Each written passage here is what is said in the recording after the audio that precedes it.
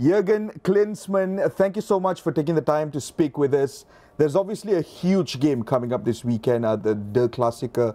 But before we even talk about the game, let's dive straight into the story surrounding your former club, Bayern Munich. One of the players that has really stood out this year is Kingsley Coman. He has had an ups and downs when it comes to his stint at Bayern Munich, but this year he's notching more assists than he ever did before. What do you put down his rise in form to? What's improved this year with Kingsley Coman? Well, I think with Kingsley and pretty much all the players, when you're part of the environment, the daily environment at Bayern Munich, you have to be very, very driven. I mean, you have to be always on your toes, and you're always eager to perform. So what happens with Kingsley Coman is being part of that type of daily competition within training sessions and obviously the games.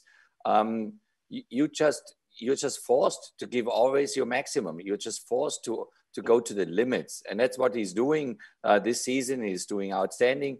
But I mean, if you look at the roster of Bayern, obviously, his competition is Sané, is Gnabry, and Thomas Müller is roaming more in the middle usually. Now a youngster like Musiala is coming through. It's a team just full of quality. But what Kingsley is doing well is he accepts the competition. He accepts the internal rivalry, and right now he's blooming. He's doing really well. From a tactical point of view, Jurgen, do you think there's something that Hansi Flick is specifically doing to be able to bring so much out of Kingsley Coman this year?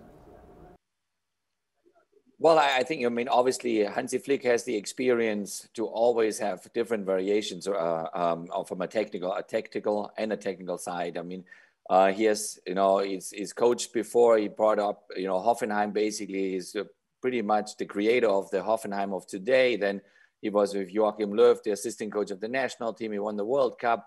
And then, he's just executing literally all his knowledge that he gained over so many years and a couple of decades, that he has always different tactical variations in his back pocket.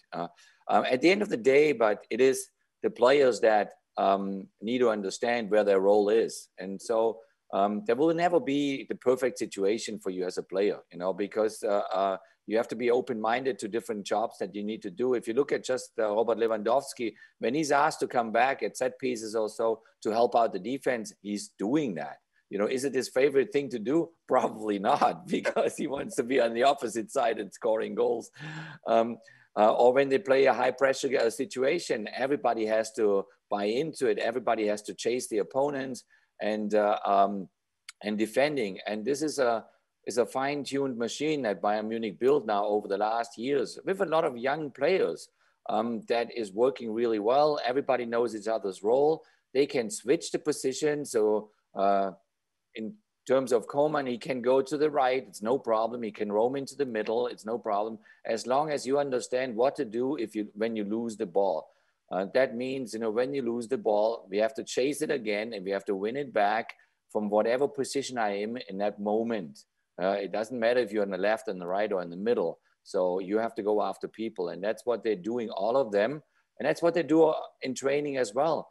And that is the culture of Bayern Munich is just so intense and so driven day in, day out that you get used to it in a certain way. You start to enjoy it, and you actually want the pressure. You want the pressure from the outside that pushes you every day for more. And it's difficult to get anything more than 6 titles in one season. That's a tough one to top. You mentioned something really interesting there, Jurgen, in terms of competition. You brought up something really interesting there. And one of the individuals that you can regard as direct competition for Kingsley Coman is Leroy Sané. He arrived at the club, with a wealth of expectations after watching what he did with Manchester City. But I've been speaking to a few Bayern Munich fans, and there's always mixed reactions when you ask about Sané. What do you personally think about his time at Bayern so far?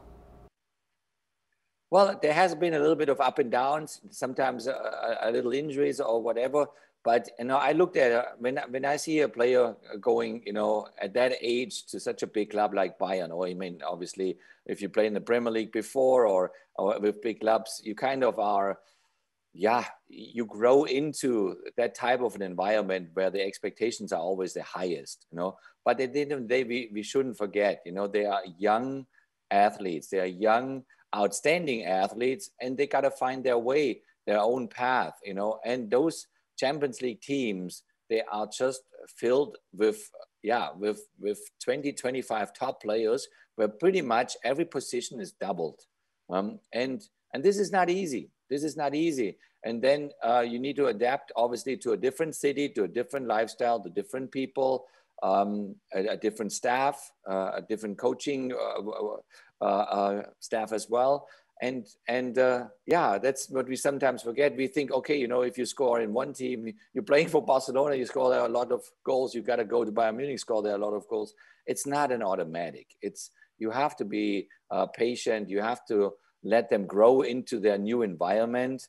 And then sooner or later, they will thrive. I think the next question might come across as slightly unfair because, you know, ultimately Bayern have won 6 titles, like you pointed out last season. But in terms of quality, this Bayern side is stacked all over the park. There's so much of quality.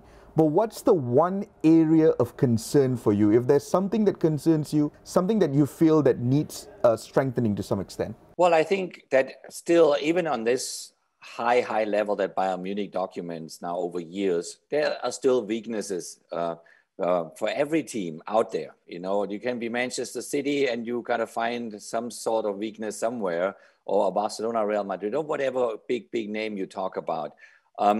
I think teams are always vulnerable to a certain extent through set pieces, because a set piece is a very specific situation where it's you got to be highly focused, concentrated. You got to be very aggressive without being too aggressive, because the VAR might call you then for a penalty. And often with teams that are extremely well in an overall tactical shape through the middle, which is almost impossible to break through because they make it so tight and so difficult, they might be more vulnerable coming over the wings. You know, over years, you know, when we had the great Barcelona team of Xavi, Iniesta, Puyol, you know, it seemed almost impossible to score against Barcelona. But then over a couple of years, some teams figured it out. If we come over the wings and we cross the ball in, so the old traditional kind of number 9 maybe in the middle, which is a good header, then we might score some goals against Barcelona, you know, years ago. And so is it with all the big teams out there. There's always something that could create problems to them as well. You know, set pieces, free kicks, or anything like that, or even going into the old English style, you know, with hitting long balls, go for the second ball and flick it on, because those are still things they can work. They can work, you know. And we saw in the beginning of the season that Bayern had some problems, especially when they played a high back line, when they came with their back 4 almost to their halfway line, that they were caught, you know, behind in space, and the opponent scored some goals. So there are ways, and there are definitely also ways for Borussia Dortmund this weekend to get their opportunities. Now let's talk a little bit about Dortmund. That's a nice segue right there, Jurgen. Dortmund's main man is obviously, without a shadow of doubt, Erling Braut Haaland. Now, as a former striker, the one thing I've always wanted to ask you is, do you feel like you have seen someone like Erling Haaland before? Because that's the one thing that's very glaring at the moment. At the age of 20, he's so powerful. He looks so unstoppable when he's in full force. Have you ever seen a player like him before at the age of 20? Difficult to imagine right now. A 20-year-old, you know, with so much determination, with so much drive, so much hunger for goals, and he can obviously score them with his left, his right, with headers. You know, he's a good presence, you know, hold up the ball and bring his teammates into play. And he has some very good teammates around him, like Marco Reus, Giovanni Reina, or others. And it's admirable. It's absolutely admirable what he's already doing for his national team with Norway, scoring goals there also. No, it's wonderful to see that there's such a young striker on the rise that could really play a major role over the next, I would almost say 10 to 15 years, hopefully for him, in European or world football. But I think the best example will be really on the field at the same time. You know, he can look over to Robert Lewandowski and he can walk over and ask him, hey, how did you do that? how did you do that you became the best striker in the world for quite some time now?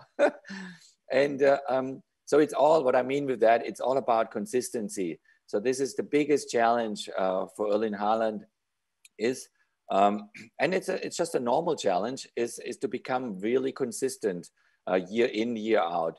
Hopefully to stay away from injuries. This is very, very, very important. Look after yourself. I mean, there are other examples obviously out there like a Messi or Cristiano Ronaldo and players that have done it for over a decade. And so these are the people he should look at. You know, how do they live? How do they eat, sleep, lifestyle in general? What can I do additionally, maybe in the gym to make sure I'm not getting injured and stuff like that. But it's, as you said, he is a very, very exciting young, already on a top class youngster. And yeah, it will be interesting to see how his fight will go there with Alaba and Boateng.